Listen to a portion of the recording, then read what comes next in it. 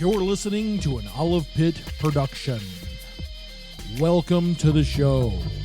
I'll be your host. Let's get to it. Hey guys, welcome back to another edition of Look for the Helpers. Of course, today we've got Dr. Nicole Novega with us. Hey everybody. How you doing? Good, and today we've got Steve Hernden. This is a guy who's a legend in this community. Really, he is. I've been trying to get Lieutenant Steve Hernden on with us since day one. Yeah, since the inception. Well, the reintroduction. That's right. Of Look for the Helpers, right? He was already the original #1 first podcast episode. Yeah, if you look back, you'll see, I think, a couple. No, just one. Just one. Yeah. Okay, the first one. Mm-hmm. All right. Yeah. Return guest. So return guest. This is our first return guest. Yep. Yeah, that's amazing. I'm excited about that. Hold on, I have something for that here. That's better than what he does for my introduction. Usually it's a laugh track. It's crickets. So, Steve, we've got some amazing icebreakers here. And I'm going to let you do like I let everybody. I'm going to let you either choose or I can pick one for you. Okay? We have some categories. And then some icebreakers that go along with those categories. So the first one is... I'm going to say nothing. Go ahead. Quirky icebreakers. Did you understand what he said? Okay. So I get to... I pick the category. You pick the category, I'll pick... So. Do you know what category he's saying right now? Quirky. Quirky? Yeah. Quirky. Yeah. Like... Not like a wine bottle. Not correct. Thank you. Correct. That's what you're hearing, That's though, what right? I'm hearing. Thank you. Thank you. Queer. You can't say quirky. I said it just like you, quirky. Okay, there it is. There it is. Okay. Food or Now you got it, Steve? I got it. Food or drink. Personal. General. Entertainment. Hobby. I think I want to do quirky. Quirky. Just because it's of all the fluff, right? I also realized yesterday that most people put a T in pizza. Like when we talk about pizza, we put a T in it. Instead of saying pizza. It's pizza. That's how I say it. But that's not how it's spelled. Pizza. Like the Leaning Tower of Pisa. Yeah, you're right. It was brought to my attention yesterday. Yeah. Yeah, pizza. Mm-hmm. Yeah, I put a T in it myself. Yep. Okay, quirky. Nice. This is actually a subject nobody's chosen, so this will be exciting. Yes. Okay. If you could hang out with any cartoon character, who would you choose and why? Love cartoon characters. Oh, man, that's a tough one. Yeah. It's so quirky. Yeah. It is quirky. Like, do you go like funny cartoon character? Do you go like the serious, like action cartoon characters? Go with your first instinct. You know, go with like what pops in your head first. What popped in my head was SpongeBob. I love it. Oh. And I think I would be maybe a little over him by the end of the day. But to be able to like hang out underwater being Scuba Steve. I mean, that kind of, I can relate. I think that makes sense. Yeah. I think his voice would get annoying for me by the end of the day, but having an underwater adventure would be a lot of fun. All right. I got to tell you, I'm not a fan of SpongeBob. But I am a fan of Scuba Steve, so, I mean, I can see that. Dr. Nicole Novega. I'm going to go with what popped into my head first, which is probably my all-time favorite. You better not take mine. Cartoon. I highly doubt it. Okay. My all-time favorite cartoon. And I was just talking about this the other day with someone. Alice in Wonderland, the original Disney version. That's exactly what I was going to do. Shut up. You are not. I think it's from the 70s, but I was trying to think about why I would want to hang out with her. I think probably because she's very relatable in the sense that are you guys familiar with this cartoon? Yeah. Okay. She finds herself in lots of precarious situations, but one of my favorites is when she kind of like sits down, she's in the forest, and she sits down and she starts to cry a little bit, and she's singing a song, and the theme of the song is, I give myself very good advice, but I very seldom follow it. And I think that's a very relatable thing. Okay. So I'd want to hang out with her and find out what's it like to hang out with the Mad Hatter and the March Hare and all of them. All right. And the flamingos, especially during the croquet game. That is way deeper than me just. That's very deep. Yeah. I'm the That's therapist. why she's the doctor. I'm the therapist in the room. Yeah. I got to go with Yogi Bear. Oh, I like that. Yeah. And why not? I mean, you get to run around Yellowstone stealing picnic baskets. Picnic Boo boo. baskets and hang out with Boo Boo. Yeah, like I Yogi. like it. Yeah. I like Yeah. it. That's good. All right. So Steve is here as a return guest. And I say he's the OG because Steve has been doing lots of things in this community for several years. Even before Dr. Nicole Omega was even in the area, right? We were talking about this a little bit. Steve, do you want to tell us a little bit about what you've been doing, how you got started in it, and why? Yeah, absolutely.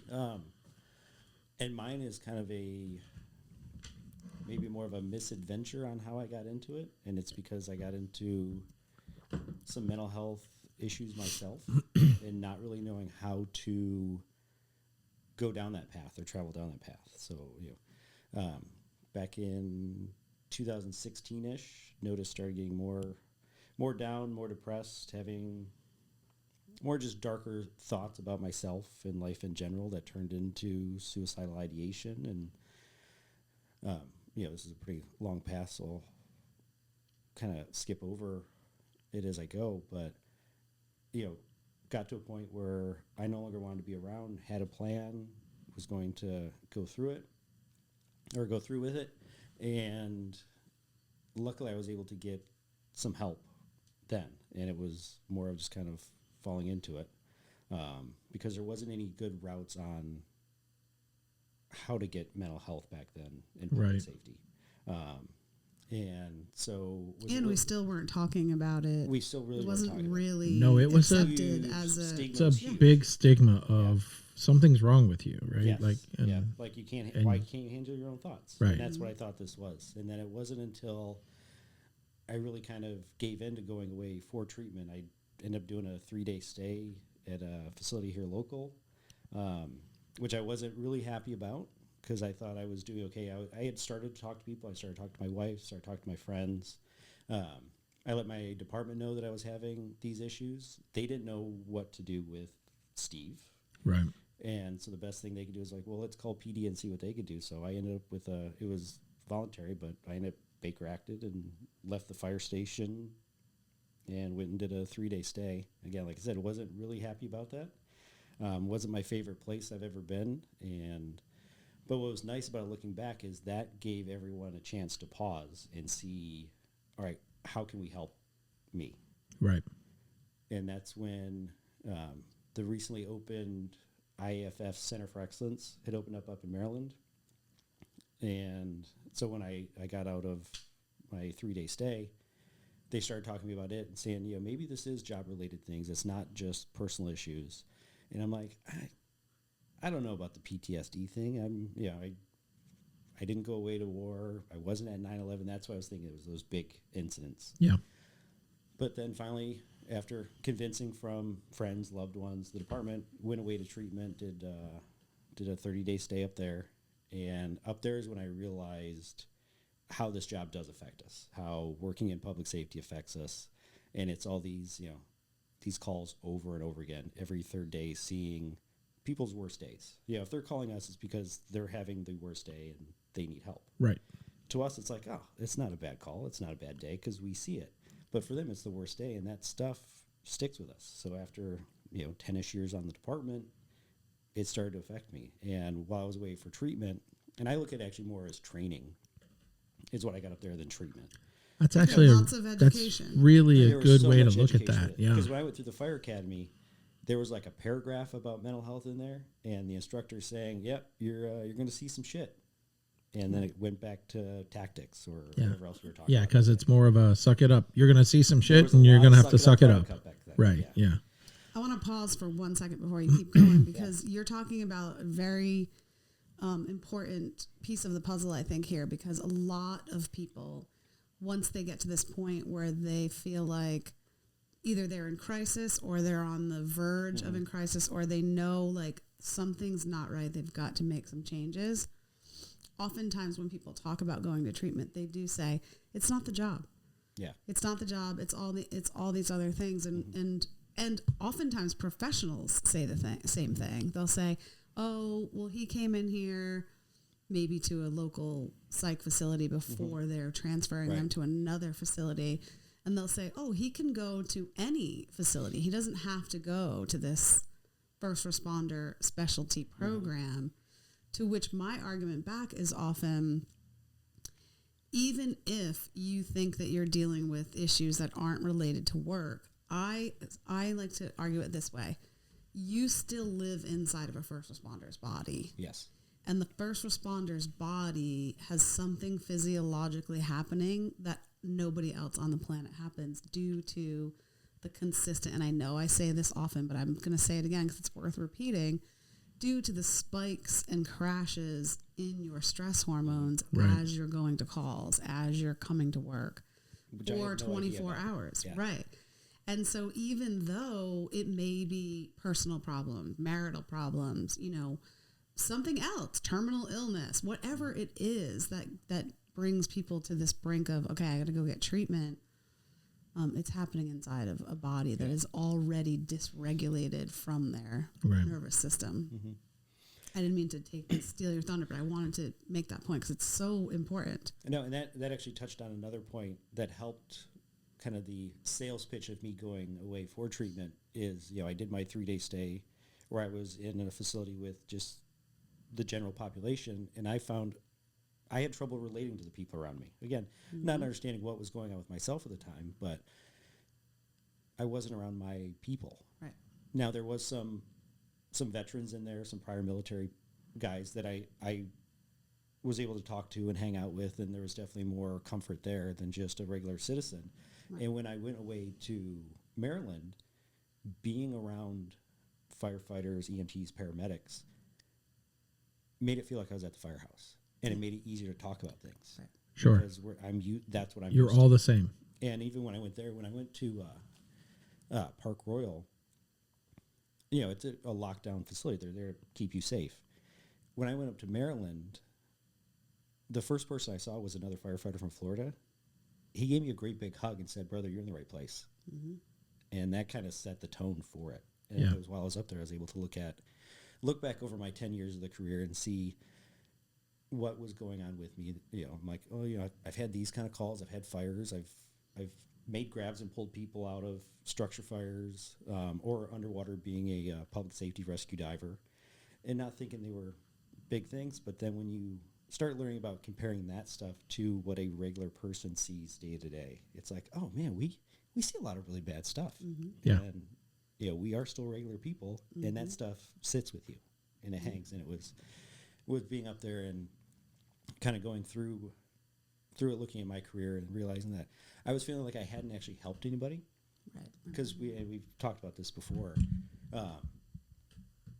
The feeling of not being able to help anybody because those people that I had rescued succumbed to their injuries. Any cardiac arrests ended up dying. And, we deal with older people here in Florida, a lot of comorbidities where they have other things going on. And the fact is we get called after the fact. The person's already died when we get called most of the time. And it was looking at that stuff. I was like, oh, no wonder why I wanted to disappear. I'm feeling like I'm not able to do what I'm trained to do, what I'm equipped to do with the fire department. My wife and I were having issues where I wasn't feeling like I was doing what I was supposed to be there. So, of course, I wanted to go offshore and just disappear and, be gone. And then I was looking at that stuff and getting that training to kind of change my view on things and looking at, oh, I do help so many other people along the way. Like, yes, these calls maybe, they didn't turn out the way I would have liked to turn out, but all the other calls in between, all the stuff where we do have positive impacts on people, whether it's somebody who's fallen and can't get up, like the old commercials are, going there and just lifting them up saves them. The Right. house might as well be on top of them because they can't get up off the ground, or, cleaning somebody else up after a traumatic injury where there's blood so they don't have to deal with it themselves. Like, looking at those positive impacts we have on people has really got me the rest of the way through my career.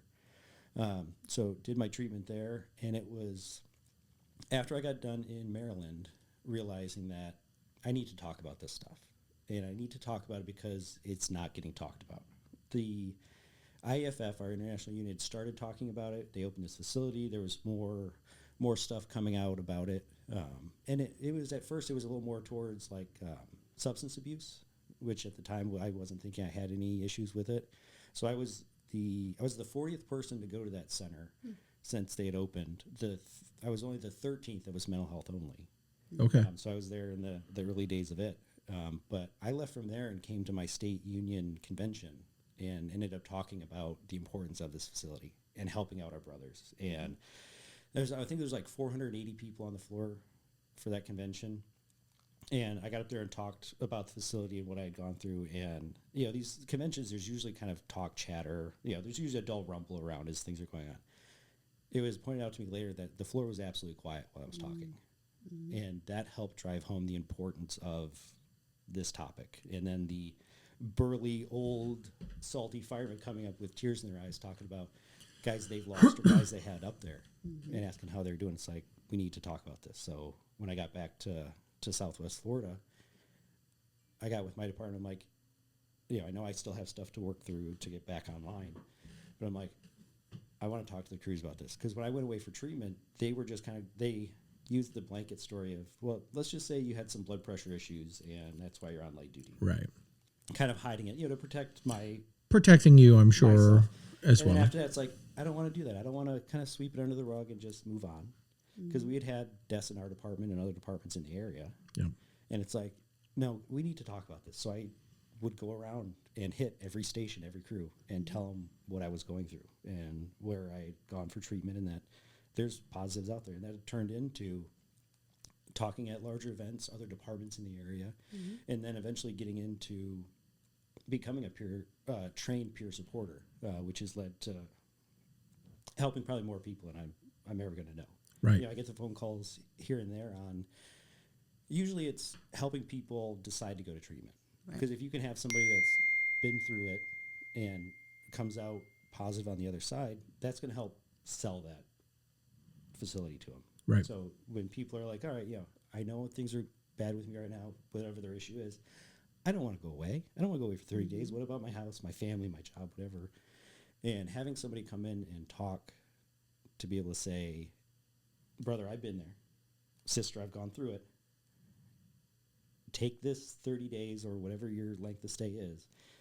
Get the training, get the help you need, and then let's get you back and see what we can do to get you back online.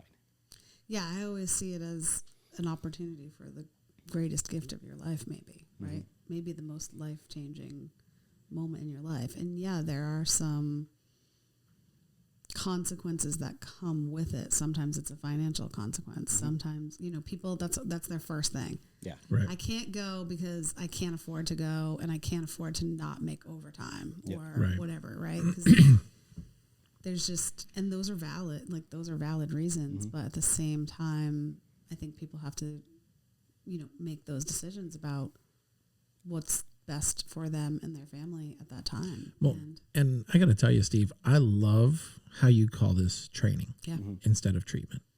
Yeah. Right? Because honestly, when you think about it, I mean, really, it's what it is, right? And there might be a stigma of calling it treatment. I don't want to go for treatment, but I think if we look at it like you're looking at it, like look at it as training, I think that's very impactful just in and of itself, right? Because it's truly what it is. It's you're learning how to handle all of these things on the fire scene, and you need to learn how to handle all of these things that come with it. Yeah. Yeah, absolutely. And that's, in public safety, so much of our job is training. It's Right. training for these calls. And yeah, by going away and having a better mental health background and being open to talking about it is training to help us after those calls. Yeah. And that's, so I used it as, me going around talking to people was me starting the conversation. So it wasn't somebody being kind of having that big burden of like, ooh, how am I going to talk about this? Where it'd be like, oh, you know what? Steve already talked about this. Not to use myself in the third, but Steve said. it's already been talked about. Okay, it's okay for me to talk about it. Whether it's them talking to their crew, Right. a professional, or reaching out to me, which I get calls or texts about. Yeah. You just did a video that I enjoyed immensely on your own Facebook. And it was, I think this is about the time that you had a crisis. Yeah. You were in crisis, right? Yeah. You want to talk a little bit about that? Or? Yeah. So, a while back in 06, 07, or 16, 17, going through that initial training, treatment, I still had some more paths to walk down. And, fortunately, it led to some more stuff getting done. Had to do some EMDR after 6 months getting out of the Center for Excellence for some calls I was having issues with. Still kind of struggled with not realizing what was going on with me, because in my head I was still having suicidal thoughts. I would talk about it for a little bit with providers, and then I would kind of get tired of talking about it, and I just thought in my head I was a guy who had a suicidal thought every day. And because of the training I'd had, it's like, all right, we're not going to ignore it. We're not going to push it to the back. We're going to, that thought came in. No, we don't want to do that. We want to live. We want to be here for all the good reasons there are to. Right. But it would just always be there. And then in 2020, which was a tough year for a lot of people, really tough year for myself, had gone through some more issues, was still drinking quite heavily back then. And Halloween of 2020, when my suicidal thought popped up that day, I decided that's a great idea. And in talking with people, had learned about, be cautious of the people who have been down, have had trouble when they're all of a sudden happy and excited. Because it doesn't always mean they're in a better place. It means they're excited. Place. They're excited because right. it's going to be think over. They found the way. And that's what I had on Halloween of 2020. And that's what the video was about, was that when that thought came in, it was, all right, I'm going to do it today. The pain is over. The hardships that I have going on in my head are over. Went trick-or-treating with the kids. Had a great time. Dressed up as Scuba Steve, throwing candy, having a great time. Said goodbye to the kids. Went into the house. Grabbed a pistol out of the safe. Grabbed a bottle of tequila that was on the bar. Up above the bar, there was a chalkboard. I wrote "I'm sorry" on it, and I left, and I went to the marina where I had one of my boats at. And that drive to the marina was the happiest I had been in years. I had the windows down. I'm singing. I'm having a great time. Sitting on the bow of the boat, pistol next to me, bottle of tequila in hand. Actually, I think I might have been drinking out of a cup, not just the bottle. I was going to be classy about it. But my idea was that when I finished the bottle, I was going to finish myself. And while I was up there, I'd made a Facebook post. And it was actually, because it was Halloween, I took one of the dock lines, and there was this like davit bar thing on the front of the boat, and hung a noose on it. And I took a picture and said, "Oh, my Halloween decorations are up." And sat there just watching the people walking by, enjoying my day, drinking down the bottle. And all of a sudden, my brother-in-law showed up. And he's like, "Oh, yeah, we had our party, and I knew you were staying on the boat, so I thought I'd come see what you're up to." Just shows up out of nowhere. Sees the pistol next to me, asks me about it. We started talking about it, a little bit about it, and during that same time, I started getting some text messages from we'll say an acquaintance back then. We weren't quite friends yet, but I was getting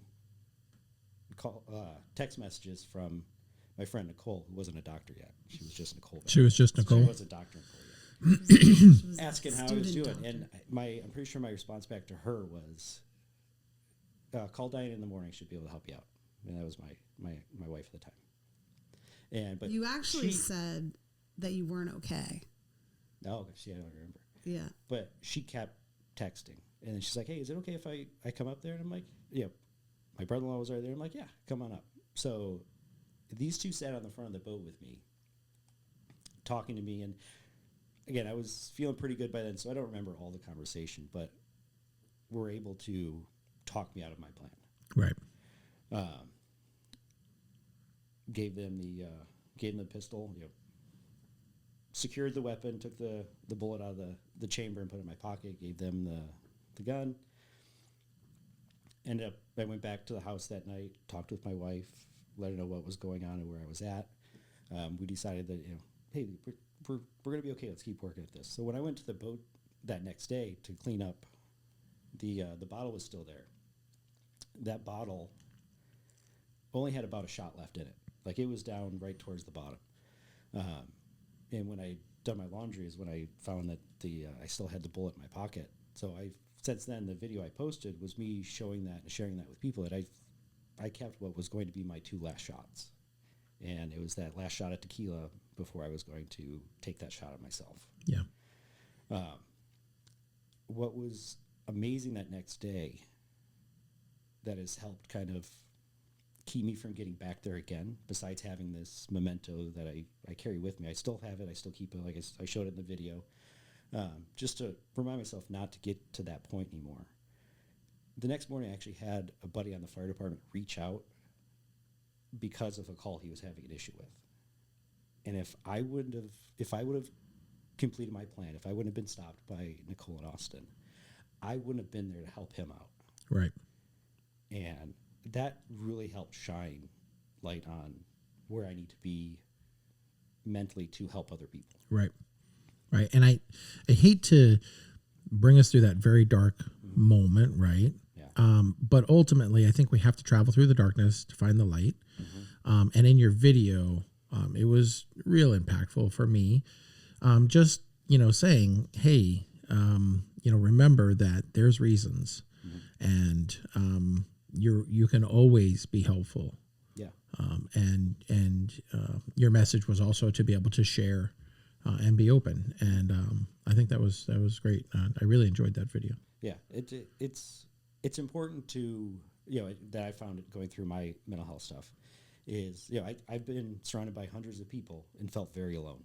Right. And it all came from me thinking I was the only one going through stuff. And the more I've talked about it, the more people who have reached out, the more I realized there's a lot of people that go through a lot of stuff. We maybe not go through the same thing, but there's a lot of people that feel very alone with their mental health stuff. And I don't want people to have to go through that. Right. Like, I want people to be able to reach out to a professional, a friend, a stranger that talks about this stuff to say, hey, I'm not in the right place. How can I get through this dark path so I can get back to the light again? Yeah. Yeah. And I think, go ahead. I was just going to say, and you stopped drinking. So how? Yes. So shortly after that, I didn't realize how my drinking was impacting me until a few weeks after that day. Right. Where I had a very rough night and actually hurt somebody very close to me. Was arrested that night. Woke up on the floor of the jail in Collier County. And that's when I kind of had that, all right, big changes need to happen. I've done many changes along with my mental health, but there were still other changes that need to happen. And it was one of those, do I just continue down a drinking path that's taking, I didn't really think it was affecting me until that morning. I didn't need to drink. Now, when I would drink, I wouldn't stop. Right. If I was drinking, I was getting drunk. And then who knows how I was showing up after that. Right. But, I didn't really have an issue with like drinking on the job or anything like that. But waking up that morning and realizing this isn't who I want to be. And unfortunately, it took continuing to fall until I hit my rock bottom. And that next day getting out, reached out to my therapist who had been sober many, many years. I'm like, hey, here's what happened. how do I get to an AA meeting? And it was 2 days later, she took me to her AA meeting, and I've been sober since that day. I woke up on. And that's how many years now? It'll be 4 soon. It'll right? be 4 years, December 13th. Congratulations. Which is huge. Because That is huge.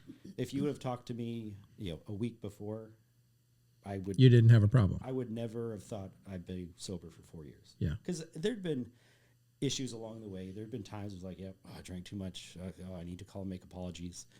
And it would always just kind of be like, it was just your turn to be the drunk guy, Right. There's a lot of drinking in the fire culture. I'm a sailor also, a lot of drinking in that culture. It's always kind of part of it, And it was just, you get that, well, it was just your turn to be the drunk guy. And so I'd actually thought, like, well, how am I going to do this stuff if I don't drink? How am I going to go be social or go out and hang out with people or do whatever events? And I can say now after, coming up on 4 years that I still go do all that stuff I thought I had to drink at. And what's great is I can go there. I don't feel terrible the next day, whether it's, my belly because I drank too much or my head because I made a fool of myself. Right. And I enjoy everything so much more getting sober. And it was funny, after a few months of sobriety, going through it, working through the issues I was having to legally and mentally, emotionally, physically with getting sober, somebody at work asked me, like, hey, Steve, how are you doing? And, usually it was the blanket answers. But this one I'm like, yeah, I'm good, man. And that's when it dawned on me that I didn't remember the last time I had a suicide thought. And I'd been, I'd gotten sober. I'd been doing a ton of professional help, talking to my talk therapist, working on some EMDR stuff, working with my prescriber on meds.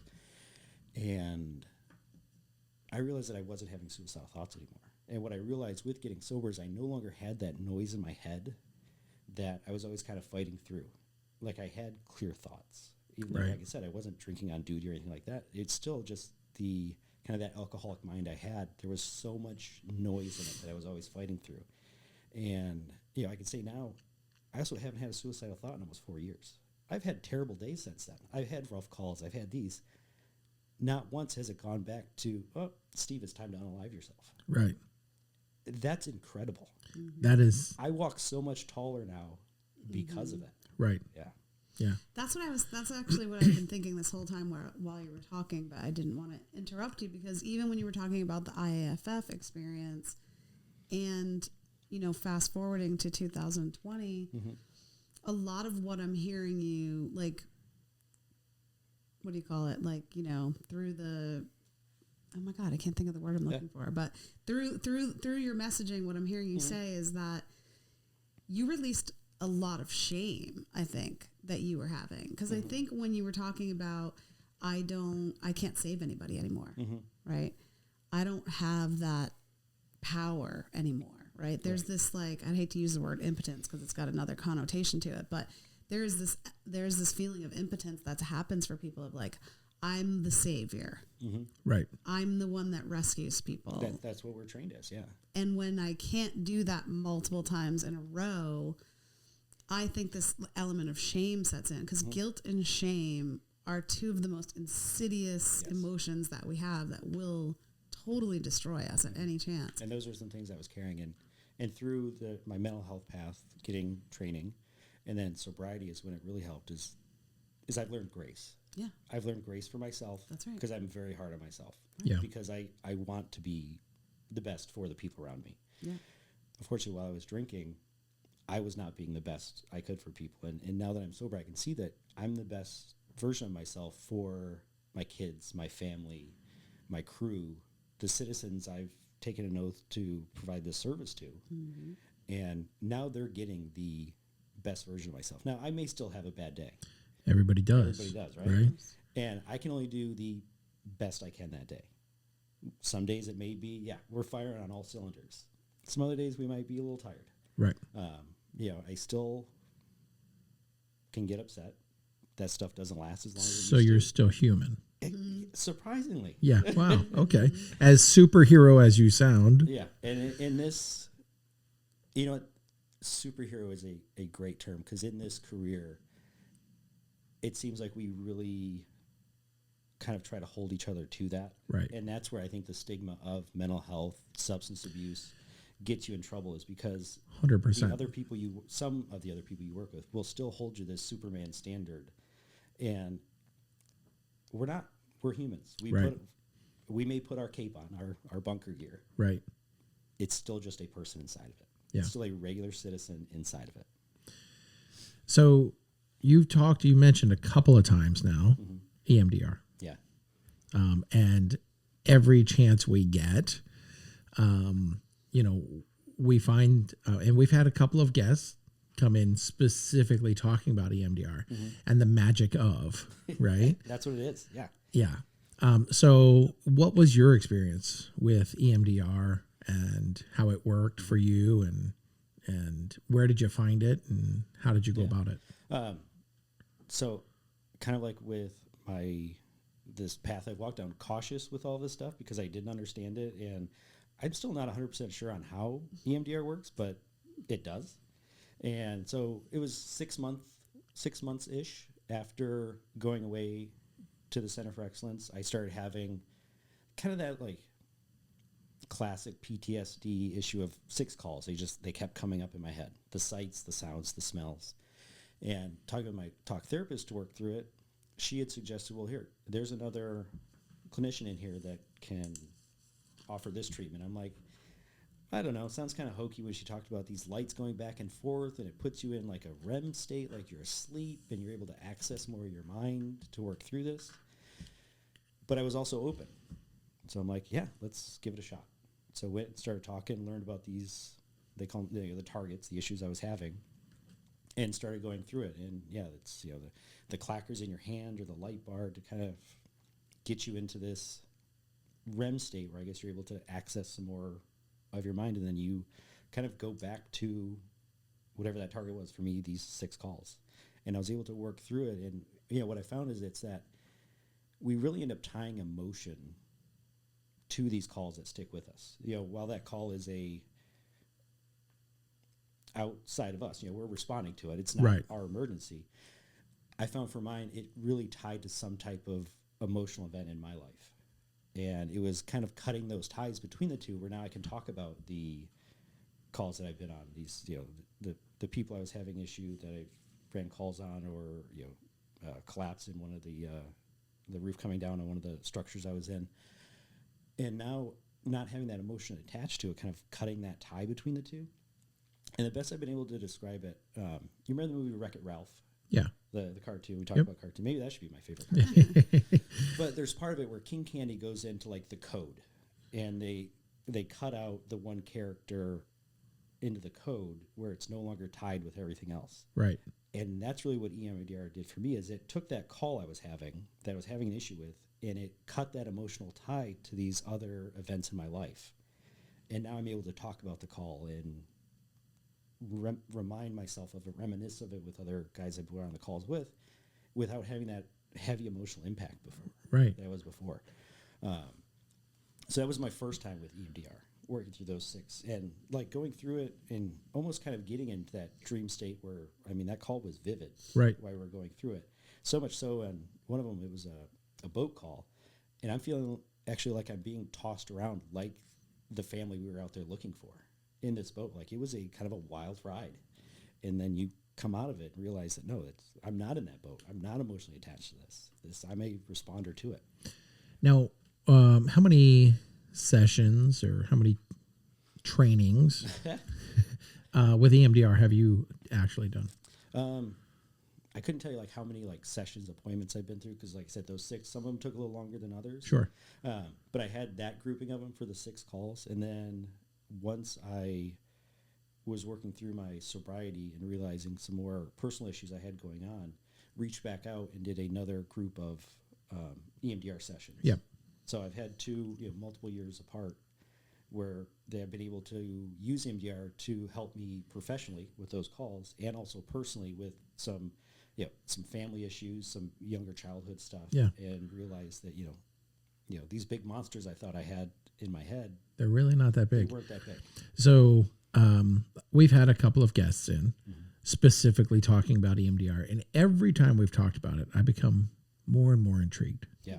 I myself am the superhero, first responder, and I've got just as much baggage as anybody else. Right. So I did take the liberty and advantage with Dr. Nicole Navega, and we did a little bit of EMDR for myself. Yeah. And I'm gonna just echo the same thing everybody else has said, because it's true. It's magic. I don't know how it works. I cannot wrap my head around the science of it, right? Yeah. Because literally you watch a light and you feel some, you got your paddles or your vibrators in your hand, and don't take that the wrong way. Yeah.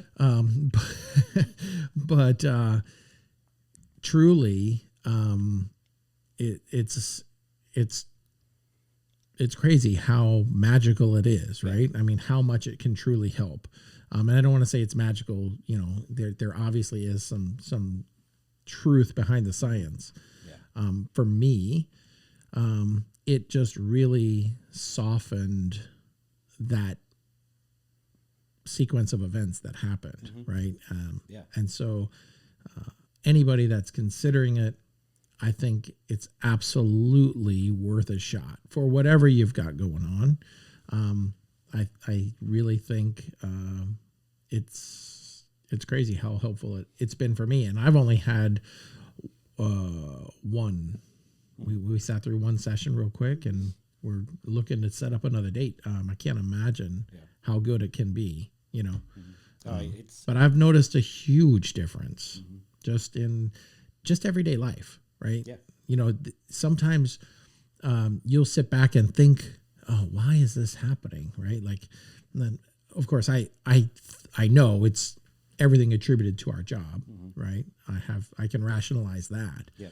But some of the things that I would always sit and just things that would happen they're not. And so I attribute that 100% to the EMDR. That's been wonderful. So, yeah, because it was, the targets I was going through were issues I had talked over weeks with my therapist, and just was not kind of clearing them up. They weren't really shrinking on me, because like I talked about in the video, I'm okay with carrying my past with me.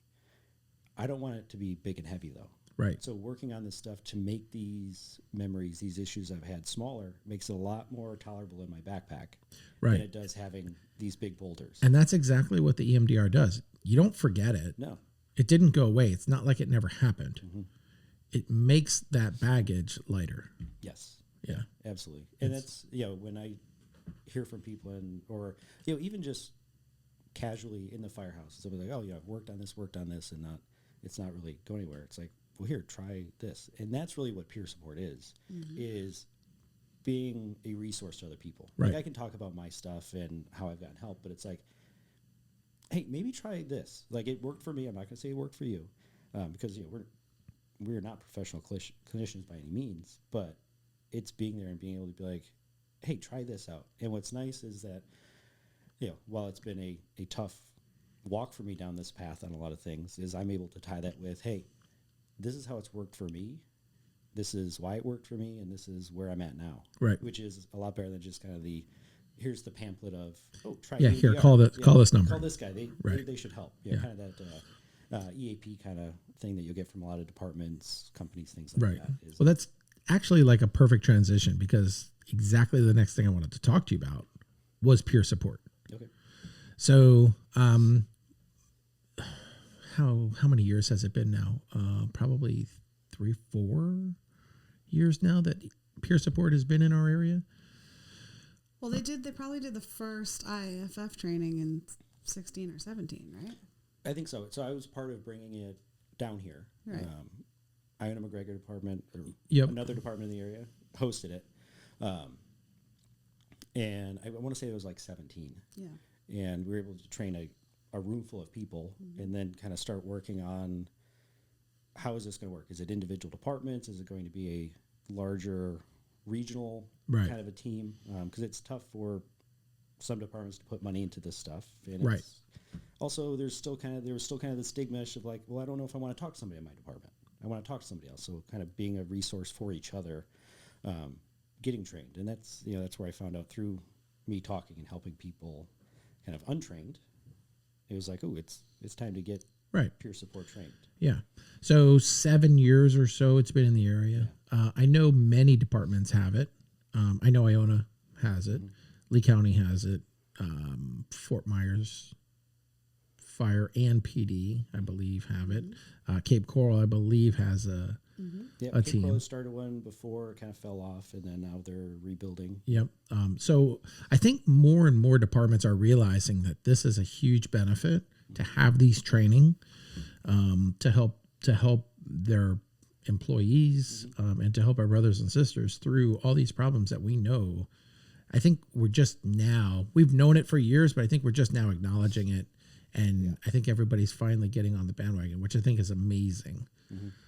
But like you were saying before, I don't think you have to be on the team, part of the team, to be able to contribute, right?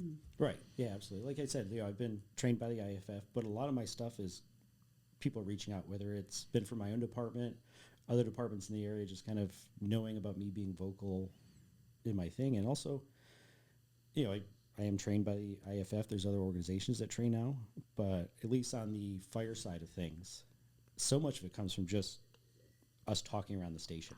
And that's why I think peer support has done so well fire service wise, because we're used to sitting around a table talking about calls, personal life, solving all of the world's problems. Yeah. If you've ever been to a firehouse at shift change, 30 minutes before and sometimes up to an hour after or more, you know what happens. There's a pot of coffee that gets, spent. Yep. And everybody just sits down and, it could be about the game last night, about the call yesterday morning, or whatever it is. And that's one thing I've always admired. I'm not fire, I'm EMS. The brotherhood is still there, but I think it's so much stronger in the fire service because you have that time where you all get together and you sit down and it's the 5 or 7 or 4, depending on, right? And you've got that camaraderie, which is amazing. Yeah. We talked earlier, we talked about, for police and EMS, it's a little bit more difficult, right? Because, even PD, maybe they have their morning briefing and then they go hop in their cars and they're all off by themselves. Sometimes with 2, but that's only if you're with an FTO or something, right? EMS, we're in an ambulance. Mostly it's 2 guys, right? And I think that brings some challenges to get that camaraderie.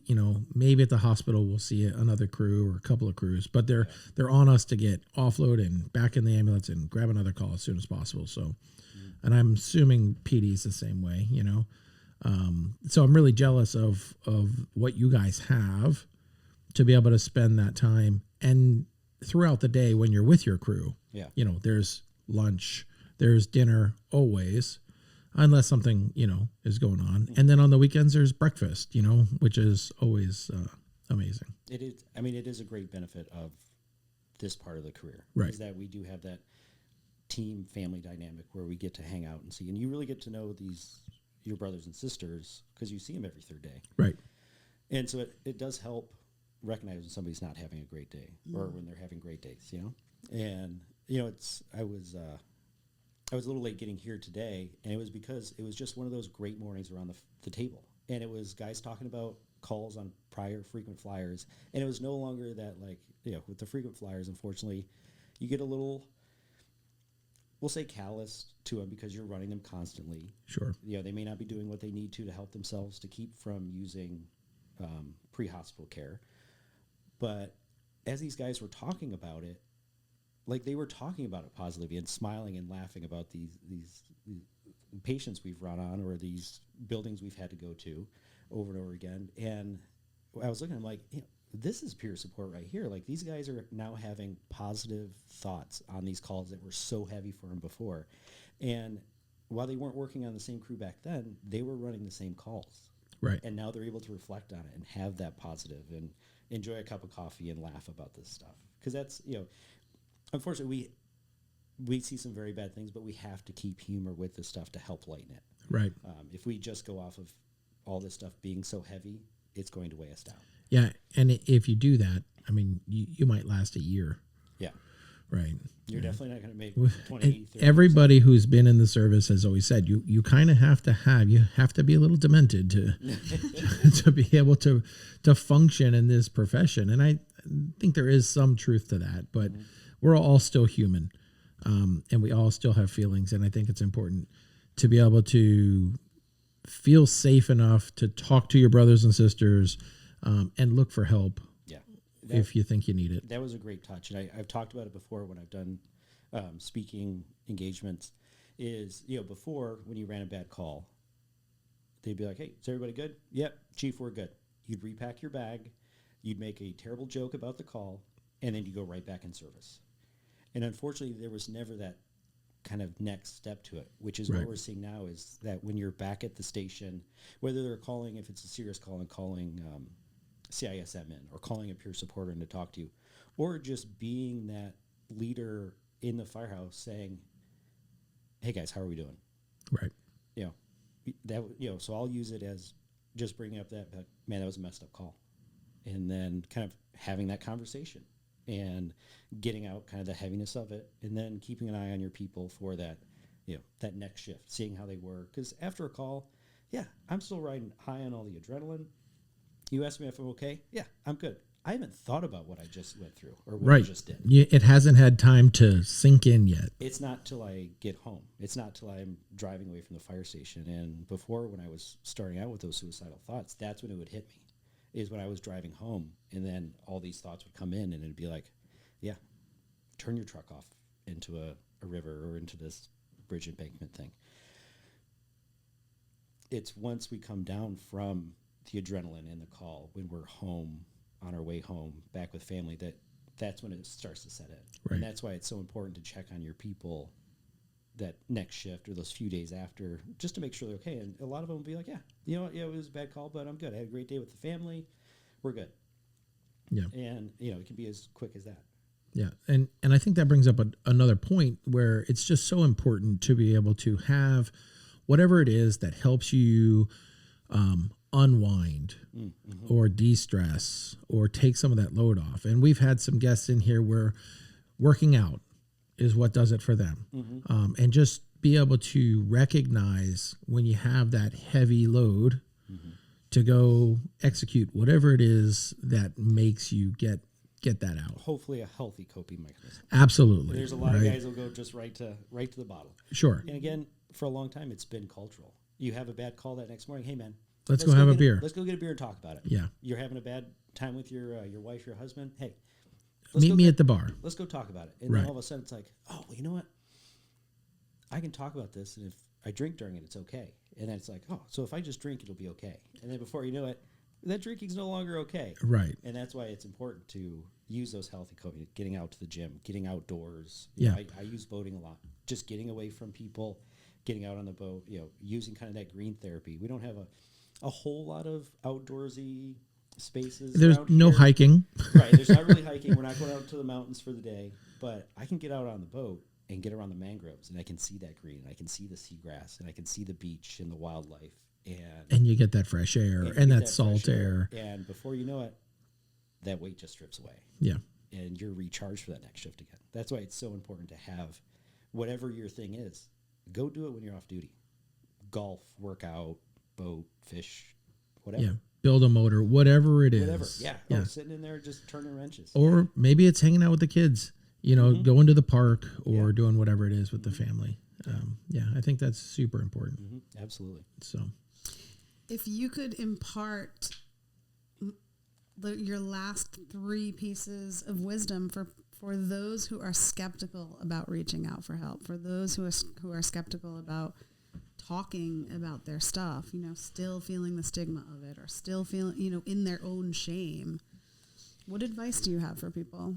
I guess kind of the 3 that like jump out and they're going to be such short things is the help is out there. It's not going to be as long of a time as you think, and you're not alone. Yeah. And that's what is kind of the biggest thing talking to people is those are the big 3. They're, I can't go away because this won't get done. It's going to get done.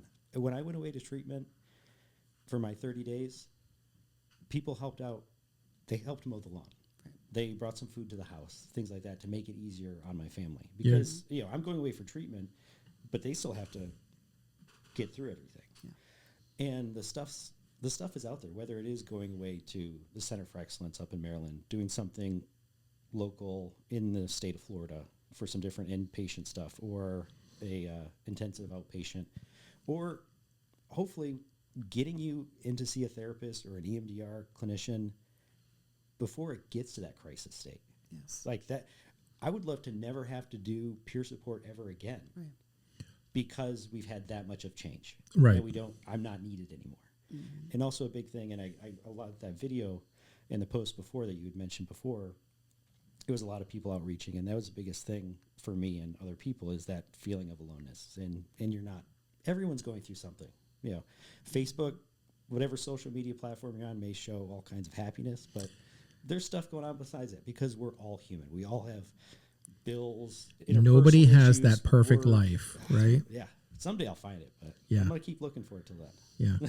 Yeah. It's only perfect in the moment that you're in. That's it. That's all we have, right? Yeah, Is the absolutely. perfect moment. And that's a big thing, is just enjoying those moments. Like enjoying whatever that moment is, whether it's, you know, putting the engine back together, or a great interaction with your kids, or Yeah. a great beach day, whatever it is. Just enjoy those times. Seeing dolphins ride the wave Ride of the your waves. boat. Yeah. People ask me on my charters, or when I have family in town, like, oh, this is just old stuff for you, when I have dolphins jumping behind the boat. I'm like, I love it every single time. I am just as excited this time as I was the very first time I figured out how to get my wake right for them to jump. Right. Because it's just incredible. And they're just there hanging out with you, just hitchhiking along.